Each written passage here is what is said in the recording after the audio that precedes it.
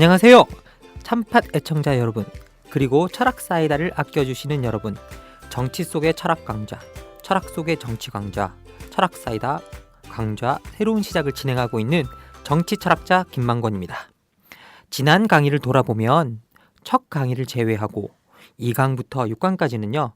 플라톤, 마키아벨리, 베버라는 철학자들이 내놓은 리더십의 개념을 중심으로 근대가 시작되던 무렵까지 어떤 정치 지도자들을 좋은 정치 지도자들로 보았는지 함께 살펴보았습니다. 이번 강좌와 다음 마지막 강좌는요. 좀 더 현실적으로 오늘날의 정치 지도자들은 어떤 모습을 지니고 있으며 만약 문제가 있다면 그 문제를 어떻게 극복할 것인지에 대해 살펴보려 합니다. 이번 강좌는 당대 정치 지도자들의 모습과 그 문제부터 짚어볼까 하는데요. 콜린 크라우치라는 영국의 저명한 사회학자가 내어놓은 개념, 포스트 민주주의 시대를 통해 이 사안들을 짚어보도록 하겠습니다.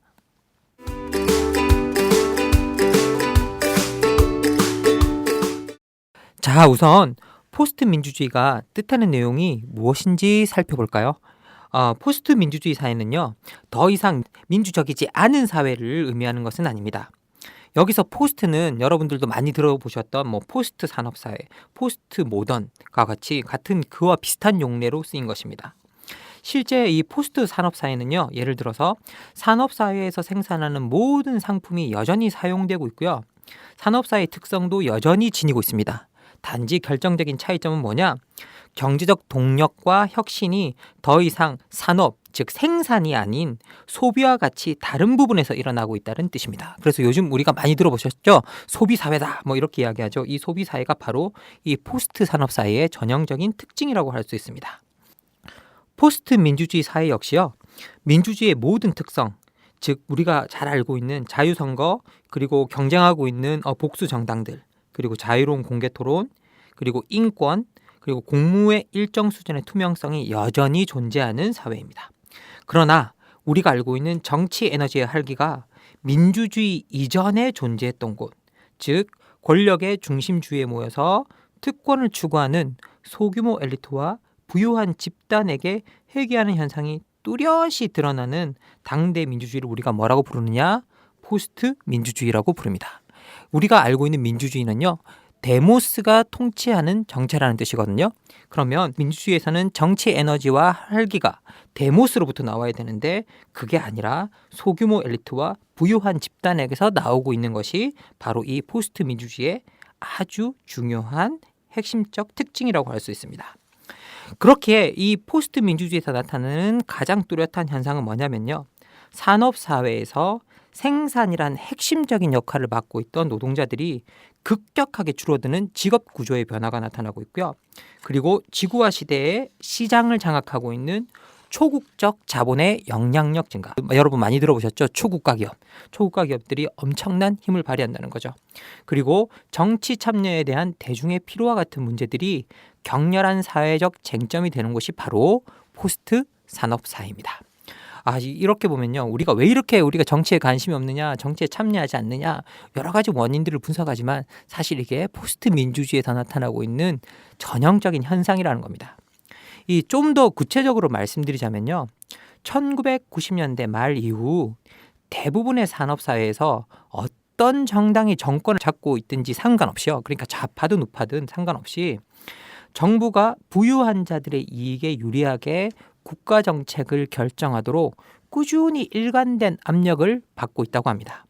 이 산업사회에서는요, 육체 노동자 계급이 부유하고 특권을 가진 자들의 이익에 도전하는 그런 역할을 했지만요, 이 포스트 산업사회는 아까도 말씀드렸다시피 이런 육체 노동자들의 숫자가 감소되어 버렸죠.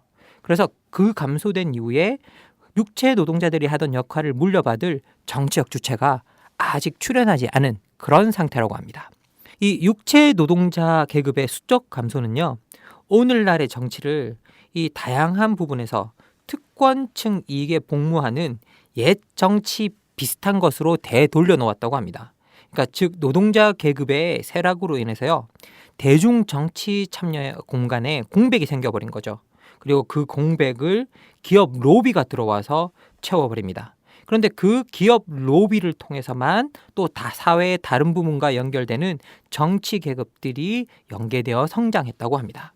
그러니까 그런 정치 계급과 기업 로비스트들이 새로운 어떤 하나의 특권층 계급이 되어서 노동자 계급이 남겨놓은 공백을 메우고 있는 게 지금 현재 포스트 민주주의의 현실입니다.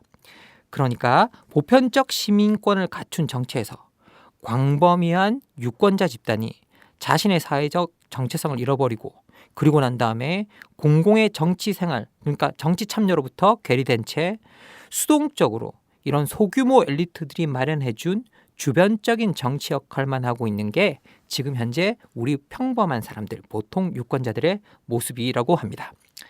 이렇게 소규모 엘리트들이 장악한 민주주의가 건강할 리는 없겠죠. 21세기 민주주의를 보면요. 특히 이미 제도화된 국가에서 나타나는 전형적인 현상이 포스트 민주주의인데요. 이 민주주의의 건강함을 나타내는 이런 지표들을 보면 민주주의가 실제 이런 발전된 국가에서도 낙관적이지 않다고 합니다. 예를 들어서 2000년 미국 대선을 보면요. 미국 대선에서 그 당시에 부시와 캐리가 이제 대통령 선거를 뛰었죠. 그런데 부시가 동생이 주지사였던 플로리다에서 심각한 부정선거로 당선이 되는 사건이 있었습니다. 그러면 여기에 대해서 민주적 절차가 지켜지지 않은 것에 대해서 분노하는 현상이 나와야 되는데 미국에서조차 분노의 표출이 거의 없었다는 거예요.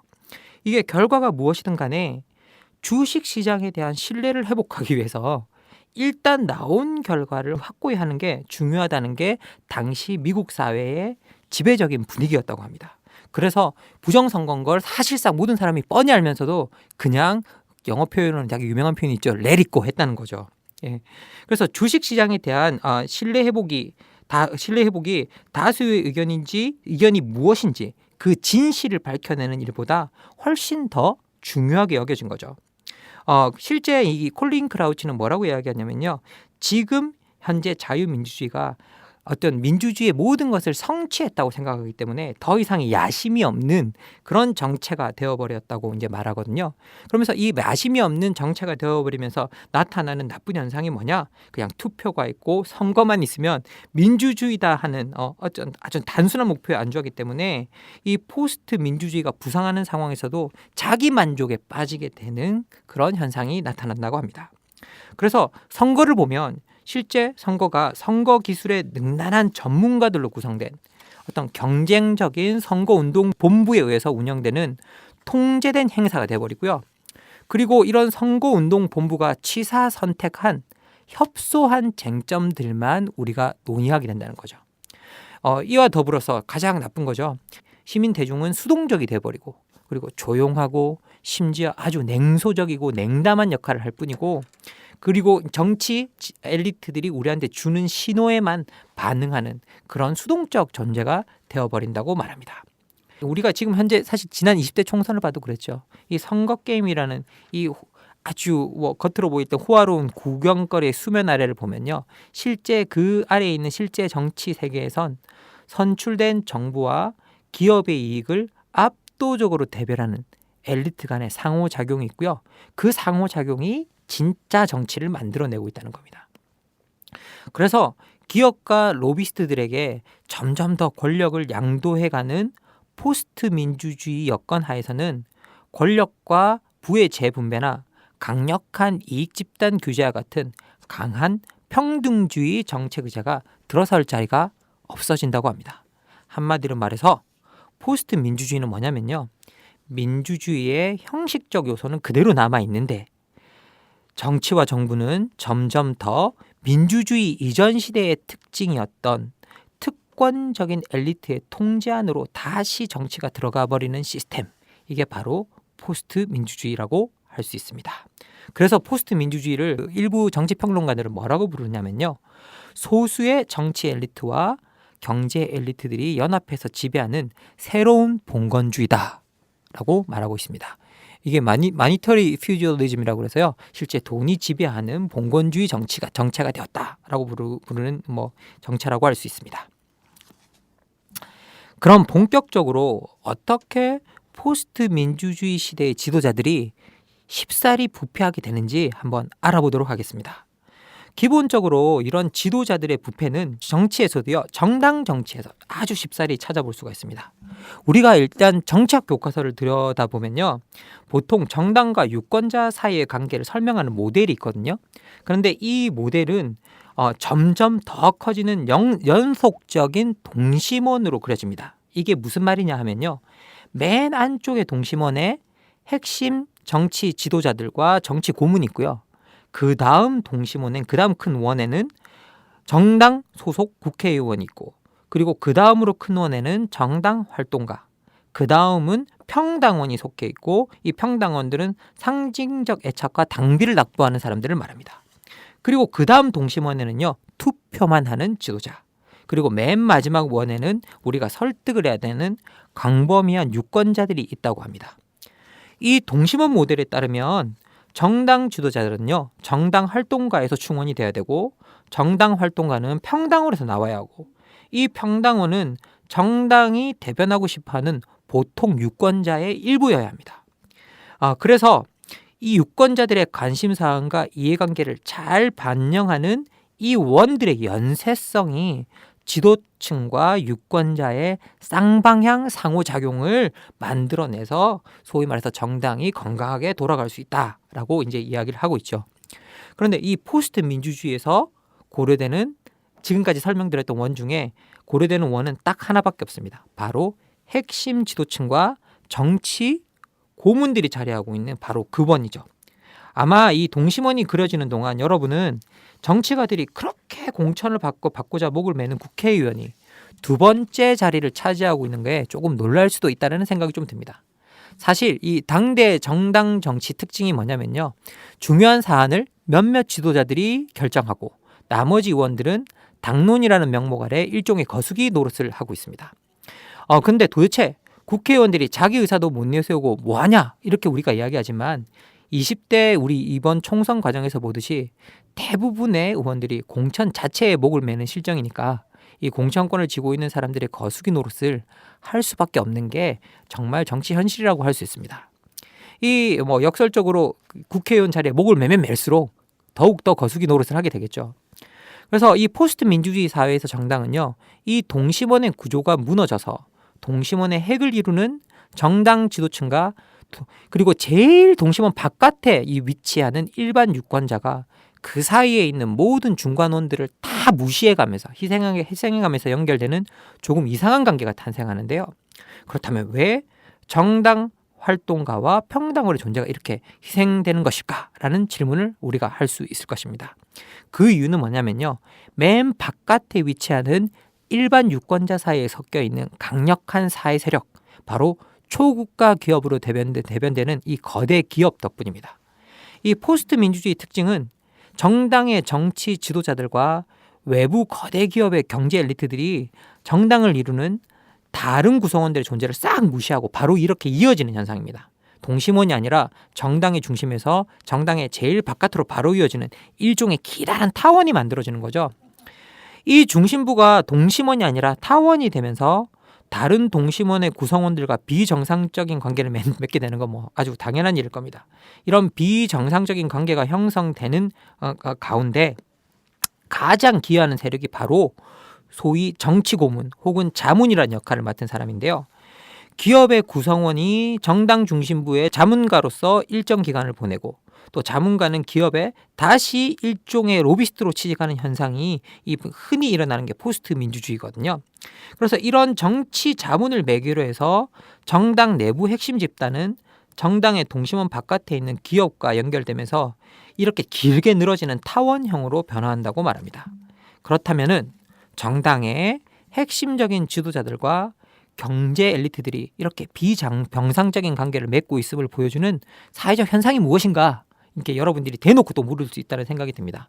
그게 바로 여러분들이 맨날 듣고 있는 공공사업의 민영화와 바로 민간 위탁입니다. 이 포스트 민주주의를 개념화한 사람은요, 콜린 크라우치라는 학자인데요. 제가 미리 말씀드렸죠. 이 콜린 크라우치가 뭐라 그러느냐? 민영화와 민간 위탁에서 한몫 잡기를 바라는 기업은 여당의 핵심 정책 결정자에게 직접 연출을 대야 한다고 아주 직접적으로 대놓고 밝히고 있습니다. 그래서 원래 공공사업과 복지정책은 이윤을 내는 행위가 아니지만 기업은 정치인들을 입을 통해서 이렇게 말한다는 거죠. 왜 공공사업과 복지정책이 다른 모든 경제활동과 마찬가지로 이윤 추구의 목적으로 수행되어서는 안 되는가? 복지는 상업화돼서는 안 된다는 주장에 정말로 합당한 근거가 존재하는가? 그래서 이들이 이런 논리를 앞세워서 복지국가의 사업인 교육, 의료와 같은 분야를 지목하면서 시장을 통해 운영하거나 아예 민영화해야 한다고 주장을 하는데요.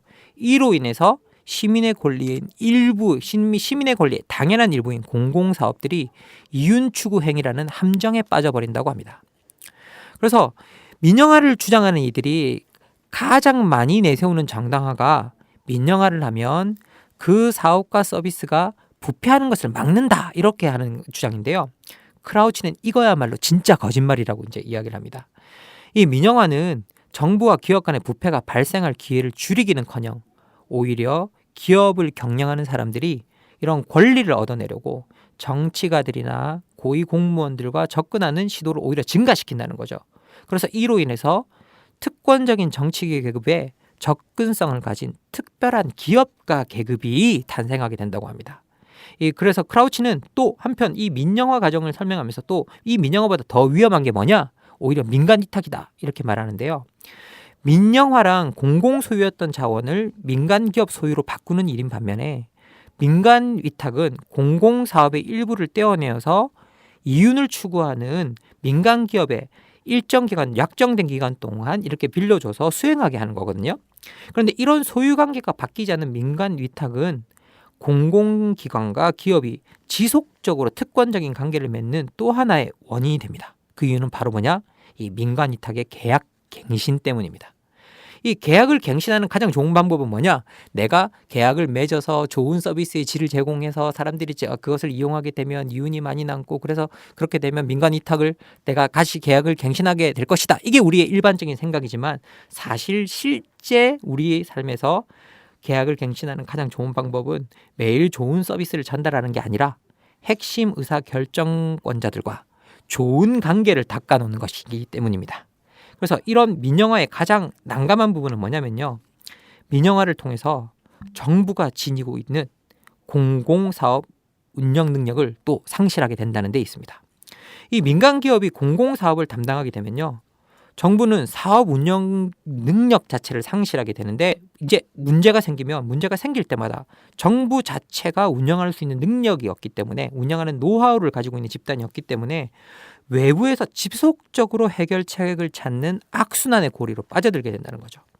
그래서 이렇게 공공사업 관리 능력을 상실한 정부와 정당은 보여주기식 정치, 그 이상을 실현하지는 못하는데요. 교육과 의료 서비스 등 이 복지국가의 사업이 민간 기업의 공급 사슬에 위탁되어서 마치 이 나이키라는 이 기업이 자신의 브랜드 신발을 단 한 컬레도 미국에서 만들지 않듯이 정부 역시 더 이상 정부가 서비스를 생산하지 않고 단지 이에 필요한 홍보와 이미지를 만드는 데 집중하기 때문입니다. 자, 이제 오늘의 강의를 정리해 보도록 하겠습니다. 오늘 강의는 우리가 살고 있는 민주주의를 포스트 민주주의라고 정의하고 포스트 민주주의에서 일어나는 정당의 구조적 왜곡 현상을 통해서 어떻게 정치 지도자들이 부패하는지 알아보았습니다. 이 당대의 정치 지도자들은요, 정당 구성원이 아니라 정당 밖에 있는 강력한 거대 기업의 소수 경제 엘리트들과 더 밀접한 관계를 맺고 있고요. 이런 관계가 민영화와 민간 위탁이라는 형식으로 나타난다는 것을 살펴보았습니다. 특히 양당제에서는요, 이런 정치 지도자와 기업 세력의 결탁을 막는 게 사실상 불가능하다고 합니다. 왜냐하면 양당제에서 제1야당은 언제나 다음의 수권 정당, 여당이 될 수 있는 가능성이 있다는 거고, 그러면 기업은 자연스럽게 제1야당의 지도자들과도 이 좋은 관계를 닦아놓는다는 거죠. 이런 점에서 보면 이 양당제 시스템을 들고 있는 포스트 민주주의 사회는 정치 지도자들이 쉽사리 부패할 수 있는 구조를 그냥 가지고 있다고 해도 과언은 아닐 겁니다. 이 우리나라는 양당제 시스템에 게다가 거대 기업, 바로 재벌 구조로 형성된 국가입니다. 그런 점에서 우리가 이 포스트 민주주의가 말하는 이 함정에서 빠져나가기가 상당히 힘든 게 사실이라고 할 수 있을 것 같습니다. 오늘의 마무리는 콜린 크라우치가 포스트 민주주의 한국어판 서문에서요, 우리 사회를 향해 던진 이 질문으로 해보겠습니다. 콜린 크라우치가 한국어판 서문을 쓰면서 이렇게 묻습니다. 한국은 민주주의 이전 시대에 형성된 정치 엘리트와 소수 거대 기업 지도층 사이의 긴밀한 관계가 여전히 존속하고 있고, 그리고 대기업들은 초국가 기업이 되었다. 그 때문에 한국은 포스트 민주주의로 빠르게 이행할 가능성이 높은가? 그리고 그 다음 질문은 애초에 한국의 정치 계급은 이 시끄러운 민주주의의 기운 속에서 보통 사람들의 이해관계를 대변한 적이 있었던가? 이 크라우치가 지적하듯이 이 대기업이 초국가 기업이 된 우리나라에서요, 우리 정치 계급이 보통 사람의 이해관계보다 대기업의 이해관계를 대변하는 데 몰두해 왔다면 구조적으로 우리나라는 포스트 민주주의의 모든 조건을 갖추었다고 할 수 있을 것입니다. 우리는 이미 대통령이 CEO를 표방했던 이명박 정부에서 포스트 민주주의 부패가 어떻게 생겨나는지 경험했다고 해도 크게 과언은 아닐 것입니다.